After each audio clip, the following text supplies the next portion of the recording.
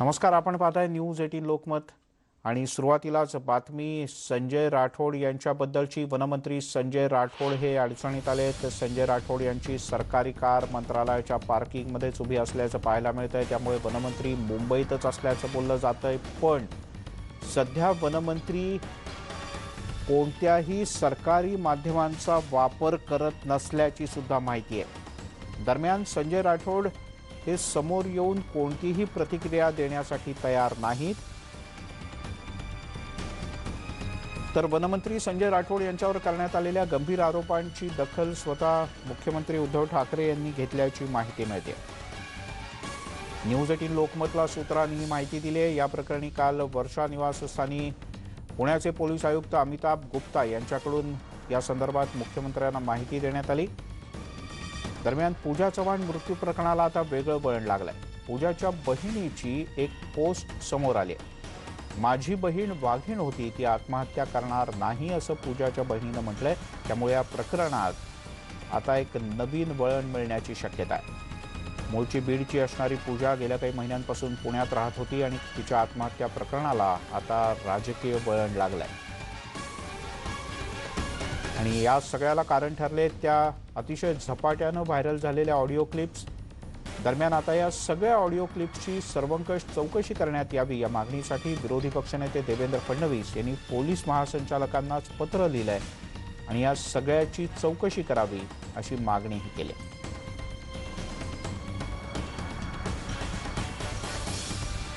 उदय जाधव आपले प्रतिनिधी आपल्यासोबत आहेत। उदय, अधिक काय माहिती आहे?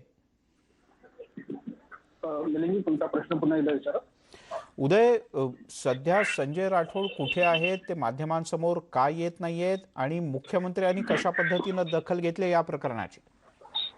मिलिंदजी, गेले 3 दिवस सातत्यानं वनमंत्री संजय राठोड मात्र हे नॉट रिचेबल आहेत आणि त्यांची माहिती घेण्याचा आम्ही सातत्यानं प्रयत्न करतो। मात्र ते यवतमाळ आणि मुंबईतल्या त्यांच्या निवासस्थानी जे आहे ते आढळून आले नाहीत। मात्र त्यांची कार जी आहे, सरकारी कार, ती मंत्रालयातल्या पार्किंगमध्ये उभी आहे। सध्या वनमंत्री संजय राठोड हे कुठल्याही प्रकारे सरकारी माध्यमांचा कोणताही वापर करत नसल्याची देखील माहिती मिळत आहे। संजय राठोड यांचं संपूर्ण कुटुंब जे आहे ते देखील अज्ञातस्थळी आहे। या संपूर्ण प्रकरणाचा पुण्यामध्ये 3 दिवसांपूर्वी ज्या युवतीने आत्महत्या केली आहे त्या संदर्भात वनमंत्री संजय राठोड यांचं नाव पुढे आलेलं आहे। त्यांचे जे ऑडिओ क्लिप जे आहेत त्या देखील व्हायरल झालेल्या आहेत। त्यामुळे या संपूर्ण प्रकरणाची मुख्यमंत्री उद्धव ठाकरे यांनी गंभीर दखल घेतलेली आहे। कालच वर्षा बंगल्यावरती पुणे पोलीस आयुक्त अमिताभ गुप्ता यांची देखील मुख्यमंत्री उद्धव ठाकरे यांनी भेट घेतलेली आहे आणि या भेटीमध्ये या संपूर्ण प्रकरणाची त्यांनी माहिती घेतलेली आहे आणि एकूणच या संपूर्ण गंभीर प्रकरणाची दखल जी आहे ती मुख्यमंत्री उद्धव ठाकरे यांनी घेतली आहे। त्यामुळे वनमंत्री संजय राठोड आता त्यांचं पुढचं राजकीय कारकीर्द कशी असेल, त्यांना राजीनामा द्यावा लागेल का किंवा राज्य सरकारमधून त्यांना बाहेर काढलं जाईल का, त्यांना निलंबित केलं जाईल का, हे सगळे प्रश्न निर्माण झाले। त्यात ह्या सर्व प्रश्नांवरती संजय राठोड वनमंत्री हे काय निर्णय घेतात हे पाहावं लागेल। स्वतः मुख्यमंत्र्यांनी देखील गंभीर्याने दखल घेतलेली आहे। निश्चितच येत्या काळामध्ये वनमंत्री संजय राठोड यांच्या अडचणीमध्ये मोठी वाढ झालेली दिसून येत आहे। उदय, तुर्तास धन्यवाद या माहितीबद्दल। त्यामुळे या प्रकरणावरून केवळ संजय राठोड नाही तर शिवसेना सुद्धा अडचणीत येण्याची शक्यता आहे आणि म्हणूनच मुख्यमंत्र्यांनी या सगळ्या प्रकरणाची गंभीर दखल घेतल्याची सूत्रांची माहिती आहे। स्वतः मुख्यमंत्र्यांनी पुण्याच्या पोलीस आयुक्तांकडून या सगळ्याबद्दलची माहिती घेतल्याचं कळतंय आणि या प्रकरणात आता पुढे कशी कारवाई होते ते पाहणं अतिशय महत्त्वाचं असेल। प्रामुख्यानं काही ऑडिओ क्लिप्स व्हायरल झाल्या मोठ्या प्रमाणात। यातले आवाज कोणाचे आहेत हे लोकांनी आणि माध्यमांनी सुद्धा ओळखलं आणि यानंतर हा आवाज संजय राठोड वनमंत्री आहे त्यांचा असल्याचं पुढे आलं आणि पाठोपाठ संजय राठोड सुद्धा गेल्या 2 दिवसांपासून कुठे आहेत ते सापडत नाही आहेत। संजय राठोड हे नॉट रिचेबल आहेत।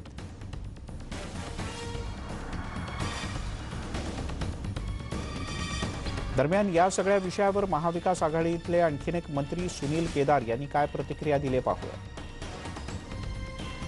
भाजपकडे करत असताना समजा राजकारणच करतो म्हटलं तर मग मला पुष्कळ दूरपर्यंत जावं लागेल त्याच्यामध्ये।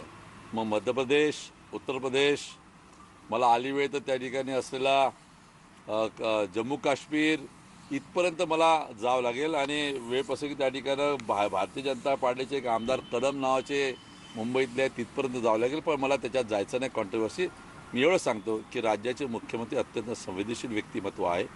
ते त्याची पूर्ण माहिती घेऊन शहानिशून योग्य त्या ठिकाणी आपल्या पुढे येतील. दरम्यान राष्ट्रवादी काँग्रेसचे प्रदेशाध्यक्ष जयंत पाटील यांनी मला याबाबत वस्तुस्थिती काय आहे हे काहीच माहीत नाही, मी माहिती करून घेतो असं म्हटलंय. माहीत नाही की वस्तुस्थिती काय आहे आणि त्यांचं नाव डायरेक्ट घेण्याची आवश्यकता आहे असं मला वाटत नाही. कारण काही पुरावा असल्याशिवाय असं एखाद्या व्यक्तीला आता मागे 1-2 वेळा आपण बघितलं की बदनामी करण्याची लगेच व्यवस्था होते. त्यामुळं वस्तुस्थिती काय आहे याचा पोलीस अभ्यास करतील असं मला वाटतं. त्यामुळे या सगळ्या विषयावरून आता आरोप प्रत्यारोप होतील की नाही, पण हे प्रकरण मात्र चांगलंच मोठं झालंय. आणि त्यात या मुलीच्या बहिणीनं असा दावा केलाय की माझी बहीण अशा प्रकारे घाबरणारी, पळून जाणारी, आत्महत्या करणारी, निराशेत जाणारी नव्हती. ती खंबीर होती, ती वाघीण होती. आणि सोशल मीडियातल्या पूजाच्या बहिणीच्या या पोस्टमुळे आता या सगळ्या प्रकरणाला कदाचित आणखीन वेगळं वळण मिळू शकतं.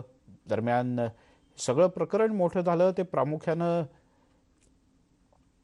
या विषयातल्या ज्या ऑडिओ क्लिप्स बाहेर आल्या, माध्यमांमध्ये झपाट्यानं पसरल्या, त्यामुळे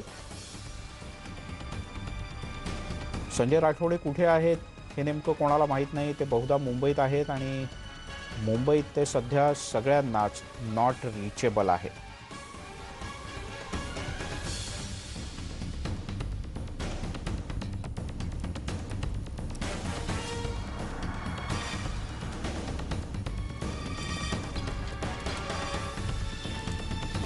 आणि याच विषयावरून विरोधकांनी सुद्धा सरकारला चहूबाजूंनी घेरायला सुरुवात केली आहे. अतुल भातखळकर भाजपचे नेते आणि आमदार त्यांनी म्हटलं आहे की जे सातत्यानं अग्रलेख लिहून विविध विषयांवर आपली मतं मांडत असतात ते संजय राऊत या विषयात गप्प का, असा प्रश्न त्यांनी उपस्थित केला आहे. तसंच राज्य सरकारकडून याबद्दल सावध प्रतिक्रिया येते. सध्या मुख्यमंत्र्यांनी या प्रकरणाची दखल घेतली एवढीच माहिती मिळू शकली, पण या सगळ्या प्रकरणावर उघड आणि थेट बोलायला कोणीही तयार नाही. संजय राठोड हे राज्याचे वनमंत्री आहेत. शिवसेनेचे एक आक्रमक नेते म्हणून त्यांची ओळख आहे. पश्चिम विदर्भातला शिवसेनेचा चेहरा, पण या आत्महत्या प्रकरणानंतर मात्र संजय राठोड कुठे आहेत हे माहीत नाही. या बातमीवर आपलं लक्ष असेल. दरम्यान कोरोनामुळे यंदा शैक्षणिक वर्षात विद्यार्थ्यांचं खूप मोठं नुकसान झालंय. या पार्श्वभूमीवर यंदा 10वीच्या विद्यार्थ्यांना सरसकट अंतर्गत गुण दिले जावेत अशा प्रकारची मागणी केली भाजपचे नेते आणि आमदार आशिष शेलार यांनी. आशिष शेलार हे माजी शिक्षण मंत्री सुद्धा आहेत, त्याच्यामुळे त्यांच्या या मागणीला विशेष महत्त्व आहे.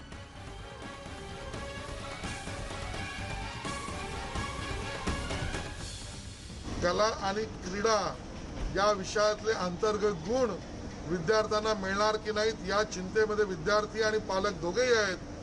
महाराष्ट्राच्या शिक्षण मंत्रालयाला आणि सरकारला आम्ही चेतावणी देतो आहोत आणि मागणी करतो आहोत की या कला आणि क्रीडा विषयातले अंतर्गत गुण सरसकट विद्यार्थ्यांना मिळालेच पाहिजेत.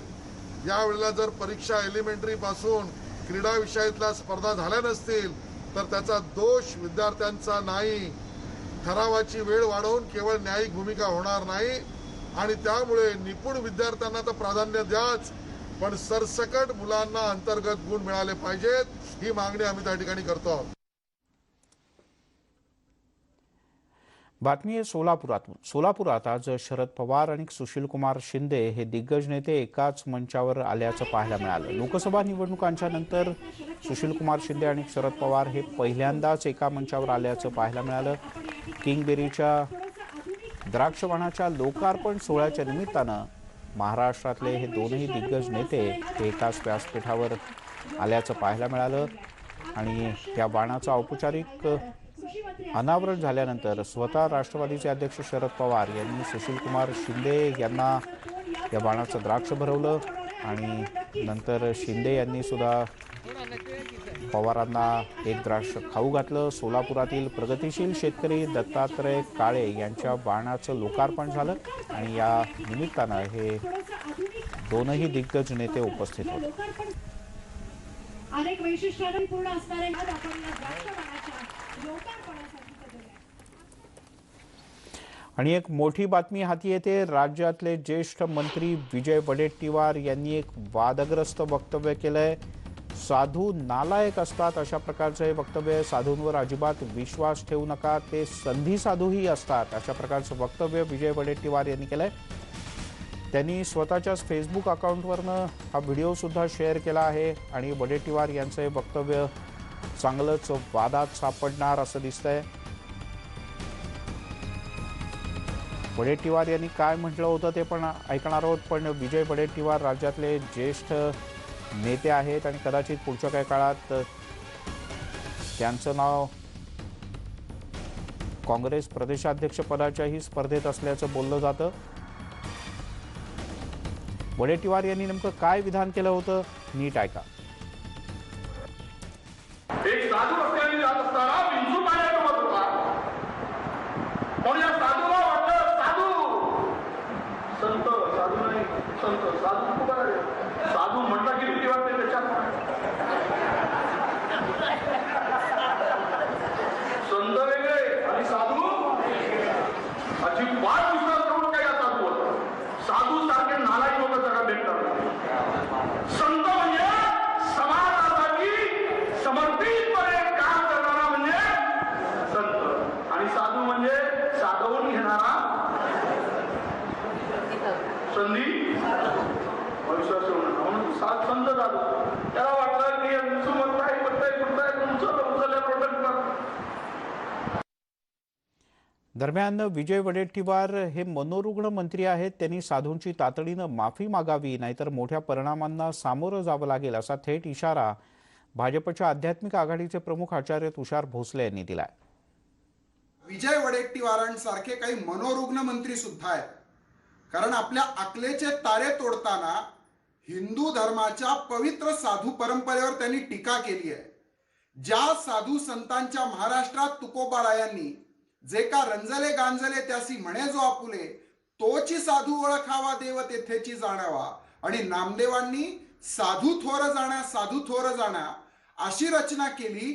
त्या महाराष्ट्राचे मंत्री विजय वडेट्टीवार साधूंना नालायक विजय वडेट्टीवार बोलतायत, थेट जाऊया. म्हणून समाजाचं शोषण केलंय. कोणाचे उदाहरण द्यायचे? जलात आहेत की आता राम रहीम, दुसरे आहेत ना आसाराम. म्हणून ओबीसी समाजाने या साधूच्या भानगडीत पडू नये, संताची शिकवण घेऊन समाज उभा करावा असं म्हणून त्या ओबीसीच्या मेळाव्यात मी बोललो. विजय असं आहे की साधुत्वाची परंपरा म्हणजे हे काही बरेच उदाहरणं आपण सांगितले, त्याच्या पलीकडची अजून उदाहरणं असतील की ज्यांनी अशी मोहमाया गोळा करण्यासाठी वापर केला आपल्या पदाचा. मात्र साधुत्व ही गोष्ट हिंदू धर्मामध्ये ह्याची जी परंपरा आहे ती मोठी आहे. कुठेतरी आज आपण असं म्हणून त्या परंपरेला तडा गेला असं आपल्याला नाही वाटत का? नाही, बघा, तुम्ही उदाहरण जर देत असाल तर समर्थाचं दिलं तर मी त्याचं समर्थन करेन. समर्थाने असं म्हटलं, हृदयात राम असता मंदिरातला राम शोधू नकोस. माय बाप रामरूपी असता घरी दगडाला पूजू नको म्हणणारे संत या भूमीतले, त्यामध्ये स्वामी समर्थ आहे. मग तुम्ही साधू म्हणून जर उदाहरण देत असाल तर मला वाटतं की अलीकडच्या साधूच्या संदर्भातली सी आपण पाहिली आहेत. अलीकडचे साधू हे आता जे पेव आलाय, मी तर 20 साधूंचे नावं घालून येईल ज्यांच्या प्रॉपर्ट्या करोडो रुपयांच्या आहेत. हे कशासाठी पाहिजेत? हा साधक कशासाठी आहे? लोकांचं हित साधण्यासाठी आहे की स्वतःचं हित साधण्यासाठी आहे? हा साधक कशासाठी बनतो? हिंदू धर्माला बदनाम करणारे जेवढे साधू असतील ते नालायक आहेत आणि ते समाजाचं हित साधणारे नाही आहेत. ही आज भूमिका आहे, उद्याही राहील, परवाही राहील. विजूभाऊ, असं आहे की तुषार भोसले जे आहेत, जे आध्यात्मिक आघाडीचे भारतीय जनता पार्टीचे अध्यक्ष आहेत, त्यांनी आपल्यावर या वक्तव्यावर विशेष टीका केली आहे आणि भाजपाचं असं म्हणणं आहे की त्यांनी तुम्हाला मनोरुग्ण मंत्री म्हटलेलं आहे आणि त्याचबरोबर मुख्यमंत्र्यांना असं कसं चालतं असा सवालही त्यांनी आत्ताच उभा केला. नाही, कलबुर्गीचा खून करणारे कोण होते याचाही विचार आम्हाला मागवावा लागेल. ज्यांनी समाजाच्या साठी, समाज परिवर्तनासाठी, समाजातील अंधश्रद्धा दूर करण्यासाठी, समाजातील अनिष्ट प्रथावर प्रहार करण्यासाठी जर विचार मानले तर त्याचा खून होत असेल आणि तोच विचार मी आजही मानतोय. पण तुषार भोसले कोणी काही टीका लावला आणि अध्यक्ष झाला म्हणजे काही मोठा विद्वान झाला असं स्वतःला समजू नये. 4 पुस्तकं त्यांनी वाचले असेल तर आम्ही वाचले आहेत. त्यामुळं कोणी मिरवून टीका करत असेल तर मनोरुग्ण आत्ताचे अलीकडचे साधूच आहेत, जे समाजाला अंधश्रद्धेमध्ये आणि धर्मांधमध्ये गुंफून त्यांचं शोषण करतायत. ते आहेतच आणि त्याच्या विरोधात आम्ही बोलणारच. विजूभाऊ, आपल्या सरकारमधल्या एका मंत्र्यांवर म्हणजे संजय राठोडवर आता बराच वाद निर्माण झालेला आहे. त्यांच्या ऑडिओ क्लिप्स व्हायरल झालेल्या आहेत. या प्रकरणामध्ये आपण काय म्हणाल, काय कारवाई अपेक्षित करायला पाहिजे समाजाने? ना असं आहे की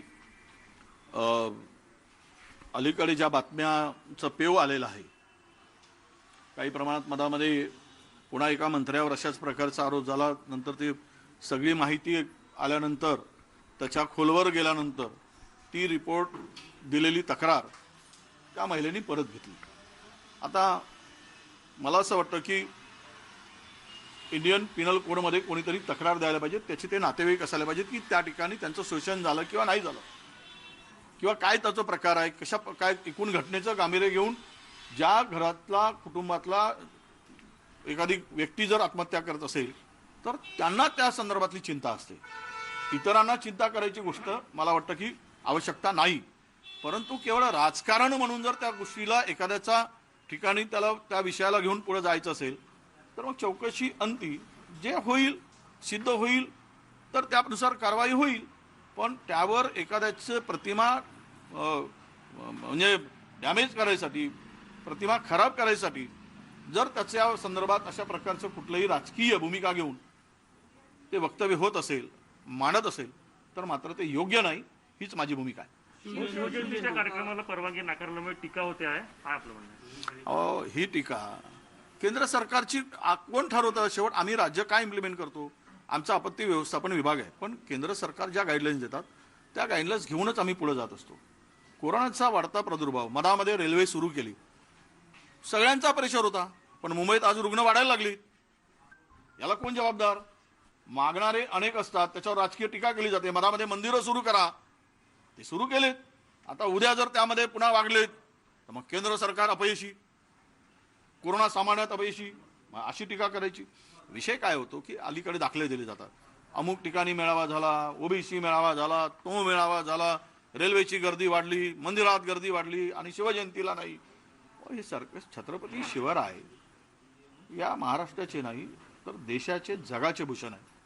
छत्रपती शिवराय हे 18 पगड जातींना घेऊन शोषित, पीडित, दलित, मुस्लिम या सगळ्यांची मोड बांधून हे स्वराज्य मिळवणारे एक राजे म्हणून आणि त्यांच्या संदर्भातला जो आदर आहे तो जगाला आहे. अनेक त्यांच्यावर परदेशात सुद्धा संशोधन झालेलं आहे की राजा असावा कसा, तो छत्रपती शिवरायांसारखा. आणि कोण आहे असा की आरोप प्रत्यारोप करताना की शिवजयंतीला विरोध करणारे. परंतु आजची स्थिती लक्षात घेतल्यानंतर की मर्यादित लोक असावेत. सरकार म्हणून कधीही कोणत्याही जमावाला, आंदोलनाला, मोर्चाला परवानगी देत नाही. आता काही लोक काढतात, त्याच्यावर कारवाई पण होते. कारवाई होते ती काही राजकीय स्वरूपाचीच असते. कुणाचा धार्मिक कार्यक्रम होत असेल आणि तिथे आता आम्ही सांगितलं की मौतीला एवढे लोक असावेत, लोक जास्तीचे असतात, कारवाई कोणी करतं काय? पण कारवाई कशाला करायला? कारण त्यांच्या मागे त्या घटनेचं गांभीर्य हे लक्षात घेऊन त्या ठिकाणी पुढे जावं लागतं. अनेक ठिकाणी मोर्चे झालेत, मराठा समाजावर गुन्हे दाखल झालेत, ओबीसी समाजावर गुन्हे दाखल झालेत, सगळ्यावर होत आहेत. त्यांनी केली, शासनाने नाकारली, पण आता शेवट कायदा सुव्यवस्था बिघडू नये म्हणून त्याला त्या पद्धतीनं पुढे जाण्याची त्या लोक पुढे गेलेत आणि पोलिसांनी फार काही त्याला विरोध केला नाही. आता हे धार्मिक उत्सव होत असताना या सगळ्या महाराष्ट्रामध्ये कोण थांबवणार? पण परवानगी देता येत नाही आणि परवानगी ती मर्यादितच द्यावं लागतं, कारण 144 कलमाचं उल्लंघन होऊ नये म्हणून कोण पोलीस आहे की कारवाईला परवानगी देईल? कारण हे राज्य सरकार देत नसतं, तर त्या संबंधित जिल्हाधिकारी आणि पोलीस, संबंधित ठाणेदार, तालुका दंडाधिकारी त्या भागातली परिस्थिती पाहून शासनाने दिलेले निर्देश लक्षात घेऊन परवानगी देत असतात. आणि म्हणून याला परवानगी दिली नाही म्हणणं हे चुकीचं आहे. परवानगी शासनाच्या आणि कोविडच्या पार्श्वभूमीवर ती मर्यादितपणे असावी एवढंच सरकारचं म्हणणं आहे. आशिष शेलार यांनी ट्विट करून राज्य सरकारवर टीका केली आहे की राज्य सरकार हे घटनेनुसार चालत नाही आणि राज्य सरकारनं मंत्रिमंडळातल्या सखाराम बाइंडर या प्रवृत्तीवर चिंतन करावं, राज्यपालांना विमान नाकारले आहे सगळ्या विषयावर. नाही, असं आहे की एकीकडे बंद खोलीत गोडसेंची पूजा करणारे आणि दुसरीकडे मात्र उघडपणे महात्मा गांधींची पूजा करणारे आणि पाया पडणारे, त्यांचं नाव घेऊन सुरुवात करणारे, हे द्विधा मनस्थितीतले काही लोक आहेत की यांची ड्वेल मानसिकता आहे, याची मानसिकताच तशी आहे. त्यामुळं त्या मानसिकतेवर आम्ही काय प्रहार करायचा आणि बोलायचा, त्यावर अधिक बोलणंच उचित होणार नाही. कारण घटनेनी कोण चालतं, हा देश घटनेनी बाबासाहेब आंबेडकरांनी घटना लिहिल्यानंतर त्या घटनेवर कोण कोण वागत आहेत हे देशाला माहीत आहे, हा देश बघतो आहे. त्यामुळे महाराष्ट्र सरकार घटनेवर चालत नाही ते सांगावं त्यांनी एक उदाहरण देऊन. आता राज्यपालांच्या विमानाला परवानगी दिली नाही त्याचं दुःख जर त्यांना असेल तर ते परवानगी द्यायच्या अगोदरच ते जाऊन तिकडे गेले होते आणि विमानात तांत्रिक बिघाड होता त्यामुळे परवानगी दिली नाही. आता त्या शल्ल्यातून जर बोलत असतील तर मग त्यांना लखला. हिंदी मध्ये साधू संत के बारे में आपने जो वक्तव्य किया उसमें नाही देखील त्यामुळे वडेट्टीवार यांनी त्यांच्यावर होत असलेल्या टीकेचा खरपूस शब्दात समाचार घेतलाय. आपण जे विधान केलं ते योग्य होतं, ते विशिष्ट एका घटनेबद्दलचं किंवा प्रसंगाबद्दलचं होतं असं दावा करून त्यांनी सारवासारव करण्याचा प्रयत्न केला. यासोबतच परिस्थिती पाहून योग्य ते निर्णय घेतले जातात असं म्हणत त्यांनी राज्यपालांच्या बद्दल प्रशासकीय स्तरावरची जी अडचण होती किंवा गोंधळ होता त्याला अधोरेखित केलं.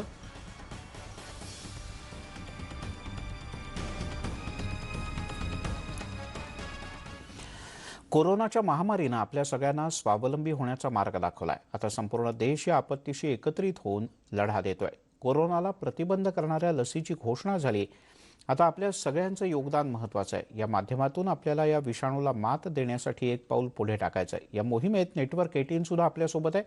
जोपर्यंत सगळे सुरक्षित नाहीत तोपर्यंत कोणीही सुरक्षित नाही आणि याच उद्देशानं आपल्याला संजीवनी मोहिमेच्या अंतर्गत हे निश्चित करायचं आहे की लसीकरण हा प्रत्येक भारतीयाचा अधिकार आहे.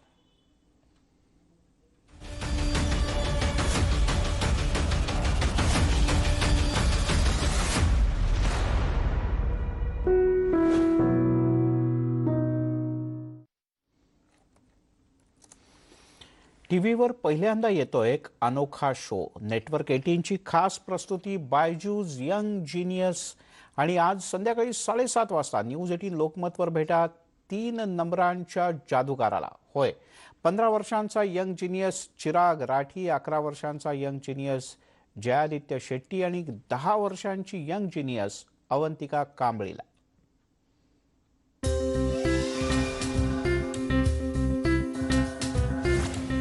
तीन चेहरे जो कैलकुलेटर को हरा देते हैं,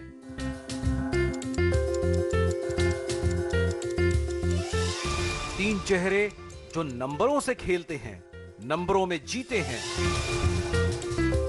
तीनों जादूगर जब बायजूस यंग जीनियस में एक साथ आए तो मानो दिमाग, याददाश्त, हुनर का तूफान आ गया.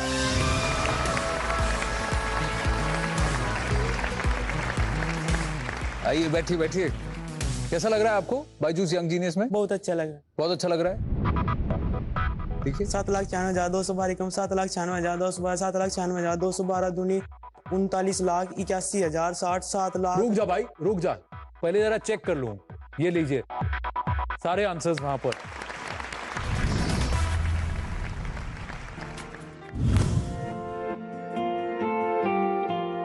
राठी जी का बेटा तो कमाल का है, चलता फिरता कैलकुलेटर है।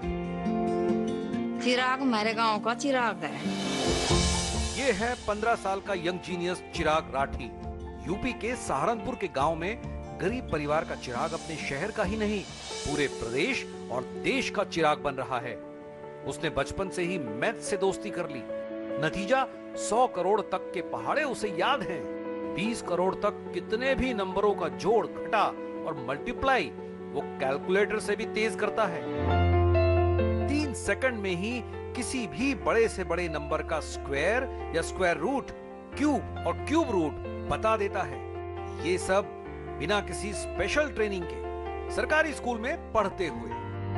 माँ बाप के पास पैसे नहीं थे, इसलिए किसी ओलंपियाड में भाग नहीं ले सका। चिराग को आज के दौर की शकुंतला देवी कहा जा रहा है।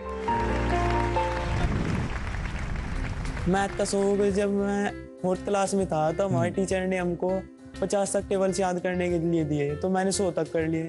तो उन्होंने कहा अगर तुम 300 तक याद कर लोगे तो तुम्हें मंच पर बुलाया जाएगा। तो फिर मैंने 300 की जगह 500 तक कर लिए। और फिर ऐसे ही मेरी मैथ में इंटरेस्ट बढ़ गया, टेबल में इंटरेस्ट बढ़ गया। तो फिर मैंने 500 से 1000, धीरे धीरे 5000, फिर 10,000, फिर लाखों में, और फिर ऐसे ही 100 करोड़ तक हो गए। ये है 11 साल का यंग जीनियस जयादित्य शेट्टी। जयादित्य मुंबई में रहता है, लेकिन उसे जानती पूरी दुनिया है। उसके नाम 2 वर्ल्ड रिकॉर्ड्स हैं। 2019 में उसने मैथ्स, मेंटल मैथ्स और स्पीड रीडिंग से जुड़ी सबसे प्रतिष्ठित चैंपियनशिप मेमोरियाड टर्की ओपन चैंपियनशिप जीती। उसके मुकाबले में थे 13 देशों के 168 चेहरे। जयादित्य बाइनरी नंबरों को याद करने में माहिर है। मैंने और मेरे पापा ने ऐसे बाइनरी कोड्स बनाए हैं जिसकी मदद से मैं 1000 से भी ज्यादा बाइनरी डिजिट्स याद कर सकता हूँ। 0000000। कितने भी नंबर उसे एक बार दिखाइए और वो बाद में हूबहू उसी पैटर्न में उन्हें बता देगा। 29 September 2017. Friday. How do you know that? How is that possible? Jayaditya खुद को एथलीट की तर्ज पर मैथलीट कहता है, लेकिन लोग उसे आज के दौर का आर्यभट्ट कहते हैं। वाओ, फैबुलस, तुम गले मिलो मेरे भाई। ये लो, फुल ग्रीन। ये है 10 साल की यंग जीनियस अवंतिका कांबली। मुंबई की सिर्फ 10 साल की ये लड़की मैथ्स चैंपियन है। 6 डिजिट इम्परफेक्ट स्क्वायर रूट्स की किड्स कैटेगरी में दुनिया में दूसरे नंबर पर है। हाल ही में दुबई में मेंटल मैथमेटिक्स इंटरनेशनल चैंपियनशिप में उसने यंगेस्ट अचीवर्स का अवार्ड जीता। I'm Avantika Kambli. I'm 10 years old and I'm a young mathematician from Mumbai. I'm an international champion in square roots. Avantika आंखों पर पट्टी बांधकर 20 सेकंड से भी कम वक्त में रूबिक क्यूब की पहेली सुलझा चुकी है।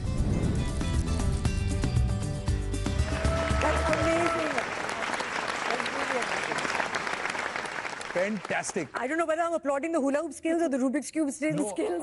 I'm just wowed. नेटवर्क 18 पर एक अनोखे शो में बायजूस यंग जीनियस में। तेव्हा आज संध्याकाळी 7:30 वाजता पाहायला विसरू नका न्यूज 18 लोकमत। एक छोटासा ब्रेक घेऊया।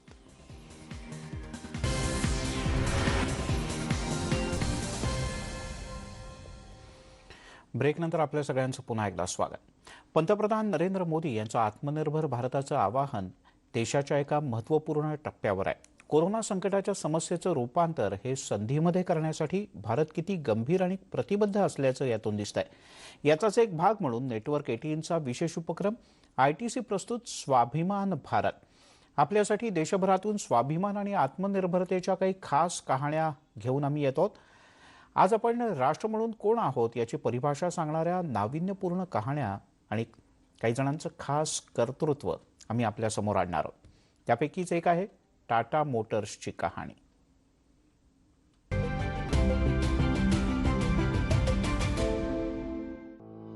लोकोमोटिव निर्माता के रूप में 1945 में स्थापित टाटा मोटर्स आज भारत की सबसे बड़ी वाहन निर्माता कंपनी है और वैश्विक ऑटोमोबाइल निर्माण कंपनियों के बीच एक संगठित नाम है।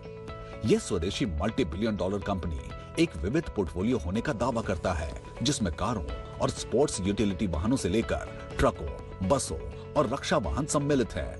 इसने भारतीय ऑटोमोबाइल परिदृश्य को आकार देने में महत्वपूर्ण भूमिका निभाई है। एक मेक इन इंडिया दिग्गज टाटा मोटर्स का मानना है कि डिजाइन इन इंडिया ही भविष्य है। उल्लेखनीय है कि इसलिए इसने विगत कुछ वर्षों में स्थानीय परिस्थितियों के लिए अनुकूलित वाहनों का उत्पादन करने के लिए स्वदेशी डिजाइन क्षमताओं को विकसित करने में निवेश किया है।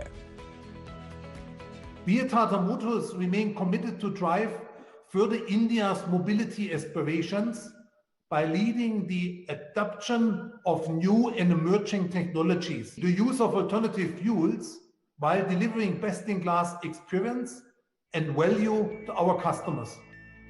टाटा मोटर्स अब तकनीकी सक्षम उत्पादों की अपनी पाइपलाइन को मजबूत कर रहा है। यह स्वाभिमान भारत के लिए एक सच्ची प्रेरणा का स्रोत है।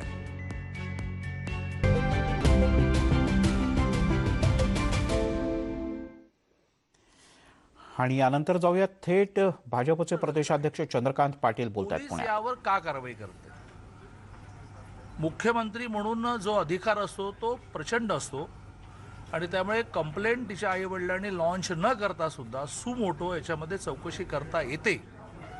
यातल्या सगळ्या ऑडिओ क्लिप्स बाहेर आलेल्या आहेत। याच्या लॅपटॉपवर तर अनेक गोष्टी असतील, तर तो लॅपटॉप प्राप्त करून पोलिसांनी याच्या शेवटापर्यंत गेलं पाहिजे। या सरकारची प्रतिमा जी डागळत चाललेली आहे की या सरकारमध्ये काही अन्याय करा शासन होणार नाही। माझी प्रामुख्याने उद्धवजी आणि आदरणीय शरदराव पवारांकडून अपेक्षा आहे की त्यांनी नेहमीच अशा प्रकारच्या अन्यायाच्या विरुद्ध आवाजही उठवला आणि त्याला अंतिम निर्णयापर्यंत नेला आहे। पण या वर्षभरामध्ये या सरकारमध्ये एकाही अन्यायाला एका अर्थाने शेवटचा न्याय मिळत नाही आहे। एक मंत्री 15 वर्ष एका महिलेशी संबंध ठेवतो, जाहीरपणे कबुली देतो की माझ्यापासून हिला 2 मुलं झालेली आहेत, त्या 2 मुलांना नाव माझं दिलेलं आहे, नो ॲक्शन। एक मंत्री आपल्या बंगल्यावर कोणाला तरी नेऊन आपल्या समोर फिल्मी स्टाईलने खुर्ची टाकून बसून मारहाण करायला लावतो, सगळं फुटेज मिळालं, नो ॲक्शन। एक मंत्री पोलिसांना मारहाण केल्यानंतर खालच्या कोर्टामध्ये शिक्षा होते, अपिलात गेलेत या नावाने, नो ॲक्शन। अशी एक मोठी सिरीज आहे। एक मंत्री की ज्याचे अतिशय जवळचे नातेवाईक ड्रग्जमध्ये जेलमध्ये आहेत, नो ॲक्शन। मोठी यादी आहे। मला असं वाटतं की पूजा चव्हाणच्या आत्महत्येच्या निमित्ताने हे सगळे विषय ऐरणीवर आलेले आहेत। म्हणजे सर्वसामान्य माणसाच्या जीवनामध्ये जी सुरक्षितता सायकोलॉजिकली द्यायची असते की तुम्ही सेफ आहात, पूर्ण महाराष्ट्र अनसेफ झालेला आहे। रोज किमान 4 महिलांवरच्या अत्याचाराच्या घटना घडत आहेत, प्रामुख्याने मतिमंद मुलींवरचे अन्याय अत्याचार घडत आहेत। सेन्सिटिव्हिटी, संवेदनशीलता संपली। आपल्या सत्तेसाठी आपण काही करणार आहोत आणि त्यामुळे आम्ही माननीय मुख्यमंत्री महोदयांना आणि हे सरकार ज्यांनी निर्माण केलं, ज्यांच्या इशाऱ्यावर हे सरकार चालतं, त्या पवार साहेबांनाही आवाहन करतो की याच्या शेवटापर्यंत जायला पाहिजे। बरोबरीने हा मुद्दा येणार आहे, मग मुंडेंनी का नाही राजीनामा दिला? तर दिलाच पाहिजे ना। अशा सगळ्याच मंत्र्यांना बरं परंपरा आहे आपली, जे शिवाजीराव पाटील निलंगेकरांच्या बाबतीतलं आपल्याला उदाहरण माहिती आहे, बाबासाहेब भोसलेंच्या उदाहरण माहिती आहे की अतिशय छोटा आरोप झाला तरीसुद्धा श्रेष्ठींनी राजीनामा द्यायला भाग पडला मुख्यमंत्र्यांना। आणि मंत्र्यांची तर मोठी यादी आहे, 95 ते 99 युती सरकारने किती जण राजीनामा द्यायला लावले, त्यानंतर 2000 ते 2014 काँग्रेस राष्ट्रवादीने किती जण राजीनामा द्यायला लावले, आमच्या काळामध्ये आम्ही राजीनामा द्यायला लावले। तर या सगळ्या विषयामध्ये काहीतरी संवेदनशीलता दाखवली पाहिजे असं माझं मत आहे। या सगळ्या प्रकरणामध्ये तुमच्याच भाजपच्याच महिला पदाधिकाऱ्यांनी थेट नाव खरं तर त्या मंत्र्यांचं घेतलेलं आहे, तुम्ही मात्र अजूनही त्या संबंधित मंत्र्यांचं नाव घेताना दिसत नाहीये। आता थेट तुम्ही राजीनाम्याचीच मागणी करतायत का? नाही, म्हणून माझं वारंवार म्हणणं आहे की उद्धवजींनी त्यांच्या पॉवरचा, त्यांच्या ताकदीचा, जी पॉवर मुख्यमंत्र्यांना मिळते म्हणून इतक्या ॲडजस्टमेंट झाल्या आहेत, त्या पॉवरचा उपयोग करून चौकशी केली पाहिजे. लोकांमध्ये चर्चा आहे की याच्यामध्ये एक मिनिस्टर आहे की नाही हे क्लिअर केलं पाहिजे, आणि तो आहे तर त्याचा राजीनामा घेतला पाहिजे. पण तुम्ही नाव का घेत नाही तुमच्या? नाही, माझं असं मत आहे की पोलिसांना याच्यात पोलिसांनी इन्क्वायरी करावी. 2 जण जे तिथे रेड हँड सापडले की ज्यांना त्या मुलीवर वॉश ठेवायला ठेवलं होतं, त्यांना अटक करून सोडून दिलं. अरे काय चाललंय काय? त्यांना धरा आणि त्यांना विचारा किंवा तुम्ही तिथे काय करत होतात, सगळं बाहेर पडेल. नाही, फोन तर मिळालाच आहे पोलिसांना, लॅपटॉपही पोलिसांनी प्राप्त केला पाहिजे. पण तुमच्या महिला पदाधिकारी नाव घेतात, पण तुम्ही नाव का घेत नाही? तुम्ही पण त्यांना थोडं सपोर्ट करताय का? नाही, नाव न घेता. देवेंद्रजीने पण नाव घेतलेलं नाही आणि मी पण नाव घेतलेलं नाही. आमचं म्हणणं असं आहे की बा ठीक आहे ना, शेवटी घटना इतकी मोठी आहे की त्यातून एक्साईट होऊन एखाद्याने नाव घेतलं असेल. मला देवेंद्रजीनंतर तशी परवानगी नाही, आणि तेव्हा आमचं म्हणणं असं आहे की आम्ही जबाबदारीने बोलतो की नाही आहे संबंध त्या मंत्र्याचा, असं डिक्लेअर करा ना. पण इन्क्वायरी करणार की नाही का? तिथे 2 जण त्याच्या पार्टीवर ठेवले होते, त्यांना अटक केल्यानंतर तुम्ही सोडून देता, FIR दाखल नाही करणार. त्यांना कोर्टात तर न्या, जामीन तर घ्या, आरोपी तर ठरवा, माफीचे साक्षीदार करा ना. पोलिसांची भूमिका तुम्हाला संशयास्पद वाटते? पोलिसांची भूमिका ह्या 14-15 महिन्यामध्ये नेहमीच संशयास्पद राहिली म्हणण्यापेक्षा दबावाखाली राहिली. संशयास्पद मी म्हणणार नाही, पोलिसांना मी दोष देणार नाही. शेवटी पोलीस हे शासनाचे एका अर्थाने नोकर असतात, आणि त्यात शासन जर असं असेल की नाही आम्हाला स्वातंत्र्य द्यायचं आहे. 5 वर्षामध्ये मी देवेंद्रजींबरोबर काम केलं, त्यांनी आम्हाला सगळ्या आमदारांना आणि मिनिस्टरांना सांगितलं होतं की पोलिसांच्या बदलीच्या बाबतीत माझ्याकडे यायचं नाही. मी आता विधानसभा किंवा महानगरपालिकेचं भाषण करायला उभं राहिलो नाही, परंतु मी हे भाषण करू शकतो की 5 वर्षामध्ये झालेला क्राईम काढा. कन्व्हिक्शनचा रेट हा 9%वरून 53%वर नेला. आपण त्यासाठी सरकारी वकील चांगले येतील असं बघितलं, ते निपक्षपातीपणे ठरतील असं पाहिलं. आणि त्यामुळे पोलिसांची भूमिका कधी पक्षपाती नसते, दबावाखाली काम करतात. राज्यपाल हे भाजपच्या अजेंड्यावरती एकनाथ खडसे वारंवार म्हणतात की भाजपच्या जे लोकांच्या सीडी आहेत ते आम्ही जाहीर करू. एकीकडे तुम्ही अशा आरोप करता, इकडे ते म्हणतात भाजपच्या लोकांच्या सीडी आहेत, त्याबद्दल तुमचं काय म्हणणं? गेल्या 14-15 महिन्यामध्ये अनेकांनी अनेक धमक्या दिल्या. प्रत्येक वेळेला तुम्हा सगळ्या मित्रांबरोबर हेच म्हटलं, हिंमत असेल तर काढा. आम्ही घाबरत नाही. आमच्यातले जे दोषी असतील, आमच्यातलेही जे दोषी असतील त्यांच्यावर कारवाई झाली पाहिजे. पण काढतो चौकशी करतो करा. राज्यपाल हे भाजपच्या अजेंड्यावरती नाचतायत असं सामनाच्या अग्रलेखातनं टीका करण्यात आली. सामना? कुठला सामना? कोण अग्रलेखाचे संपादक? आम्ही ओळखत नाही. चलो दादा, पुणे महापालिकेच्या निवडणुकीच्या बाबतीत अजितदादांचं म्हणणं की आम्ही महापालिका खेचून मोबाईल माझा मोबाईल काय महापालिका खेचून असं आहे की या लोकशाहीची हीच ब्युटी आहे, सुंदरता आहे की इथे डिपॉझिट जाणाऱ्याने सुद्धा क्लेम करायचा असतो की मी देशाचा पंतप्रधान करणार आहे.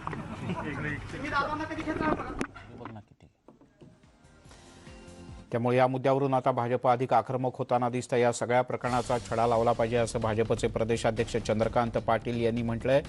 मला किंवा देवेंद्र फडणवीस यांना कोणत्याही विशिष्ट व्यक्तीचं नाव घ्यायचं नाही, पण सरकार या आणि अशा विषयात गंभीर आहे का, आणि जर का नसेल तर ज्यांनी हे सरकार बनवलं त्या स्वतः शरद पवार यांनी या सगळ्या विषयात लक्ष घालावं आणि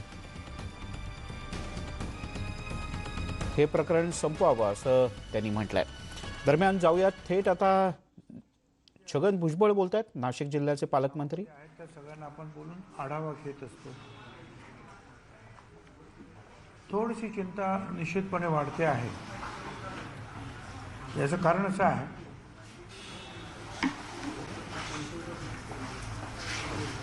6 फेब्रुवारीला त्या दिवशी 111 रुग्ण सापडले होते. ते 12 फेब्रुवारीला 296 रुग्ण सापडलेले आहेत. याचा अर्थ असा की जवळजवळ 100च्या ठिकाणी दिवसाचे 300 रुग्ण सापडतात. आपण हळूहळू कमी होत गेलो होतो. परंतु आता ह्या मागच्या 8-10 दिवसातला ट्रेंड जो आहे हा थोडासा विचार करायला लावणारा आहे. तसं नागपूरला सुद्धा मी वाचलं आणि माहिती आहे की हा करोना वाढतोय, मुंबईला सुद्धा वाढतोय, इतर ठिकाणी सुद्धा करोना वाढतोय. याचे कारण अनेक असू शकते आणि महत्त्वाचं विशेष कारण म्हणजे हेच की आपण वेगवेगळ्या प्रकारचे जवळपास सगळे लॉकडाऊन जे होते ते सगळे उठवलेले आहे. हे एक कारण. आणि दुसरं कारण ही मास्क वापरण्याच्या संदर्भामध्ये गाव पातळीवर असू देत किंवा शहर पातळीवर असू देत, लोकांमध्ये त्याचं महत्त्व जे आहे कमी झालेलं दिसतात. याचा अर्थ असा आहे की लोक मास्क वापरत नाहीत. आम्ही अनेक ठिकाणी लग्नाला सुद्धा गेलो तर त्या ठिकाणी सुद्धा कोणी मास्क वापरले दिसत नाही. मी गावाला जाताना येवल्याला जाताना इकडे तिकडे बघतो, काही ठिकाणी मार्केट असतात किंवा दुकानं असतात, कोणी मास्क वापरत. आणि आम्ही वारंवार सांगतोय, मुख्यमंत्री सांगतायत वारंवार की करोना संपलेला नाही, करोना संपलेला नाही, करोना संपलेला नाही. लॉकडाऊन उठवा, लॉकडाऊन उठवा अशी मागणी सगळ्यांनी केली. पण ते लॉकडाऊन उठल्यानंतर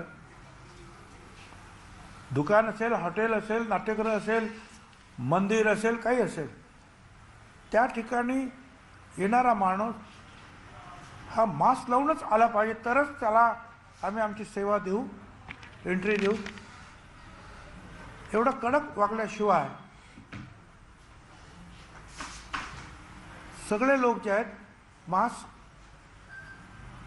वापरणार नाहीत. त्यांना मास्क वापरायला लावलं पाहिजे. कारण जेव्हा सुरुवात झाली वर्षापूर्वी त्यावेळेला असंच सुरू झालं. 1 होता, 2 होता, 4, 4चे 8, 8चे 12, 12चे 1200 आणि 12,000 कधी झालं कळलं नाही आपल्याला.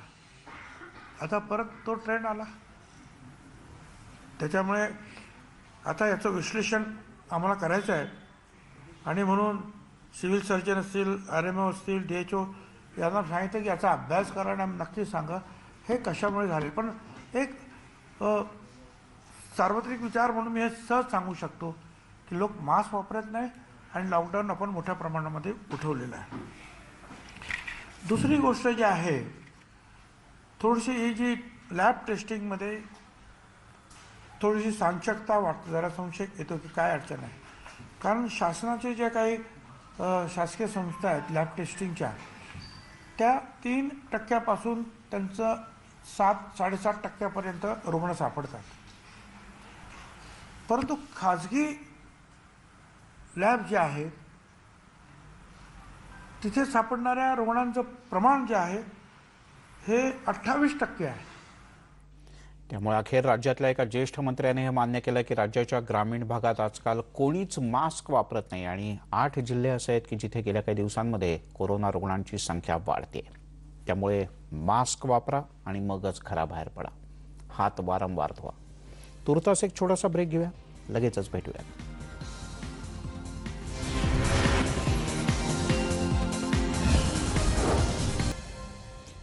ब्रेकनंतर आपल्या सगळ्यांचं पुन्हा एकदा स्वागत. केंद्रीय अर्थमंत्री निर्मला सीतारमण यांनी काँग्रेसवर जोरदार हल्ला चढवला. काँग्रेस पक्षाचा केवळ हम दो हमारे दो हाच नारा असल्याचा घणाघात सीतारमण यांनी केला. काँग्रेस पक्ष केवळ सोनिया आणि राहुल गांधी या 2 व्यक्तींभोवतीच केंद्रित असून या दोघांना केवळ 2 जणांची चिंता आहे, मुलगी आणि जावई, अर्थात प्रियांका आणि रॉबर्ट वाड्रा.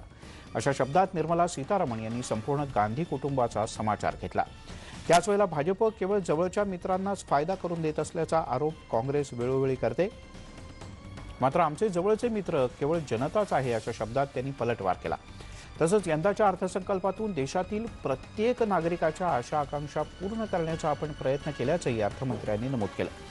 अर्थसंकल्पावरच्या चर्चेला निर्मला सीतारमण यांनी लोकसभेत उत्तर दिलं. आज अधिवेशनाचा शेवटचा दिवस आहे. या बुलेटिनमध्ये इथेच थांबूयात. पाहत राहा न्यूज 18 लोकमत.